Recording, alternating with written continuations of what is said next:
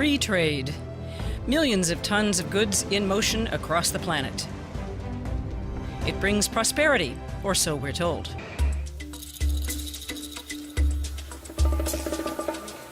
But although the EU has taken measures to protect its businesses, it frowns on other countries trying to do the same. Cameroon. Mamembale is on her way to her plantation. Cameroonians wouldn't know what to do without onions.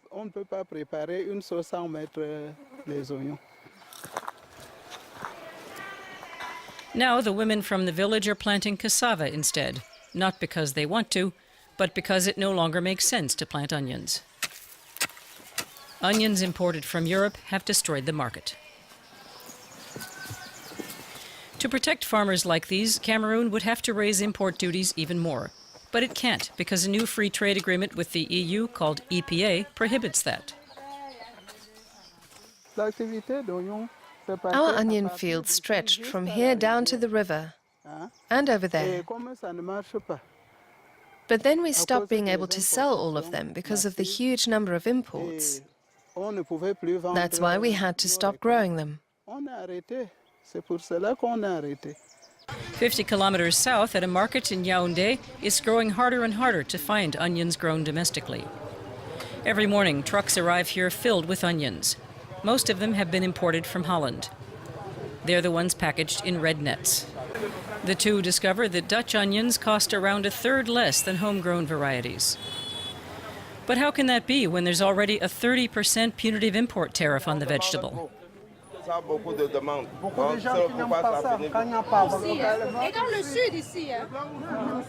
And as though the cheap onions weren't bad enough for the farmers, other agricultural products like garlic from China are also flooding markets in the fruitful country.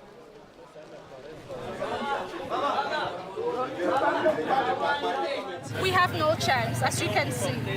We are asking time to protect our domestic markets first and build our economies before thinking of opening our markets to the world.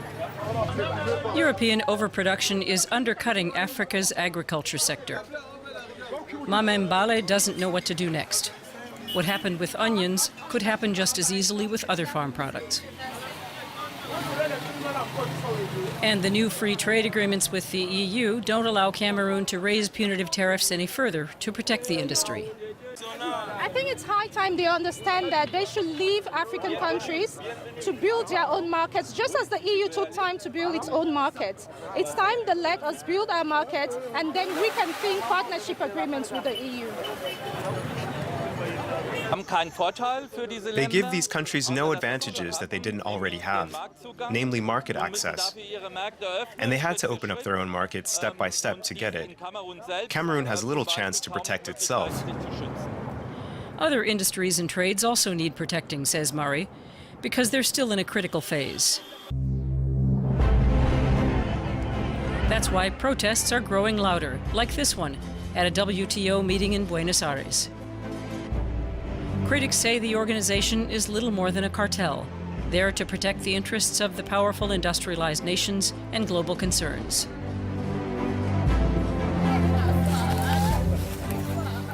The rules of world trade are actually made to allow big countries to invest in small ones and gain access to their resources. The global exchange of goods is always a fight for prosperity. And in the end, there are winners and losers.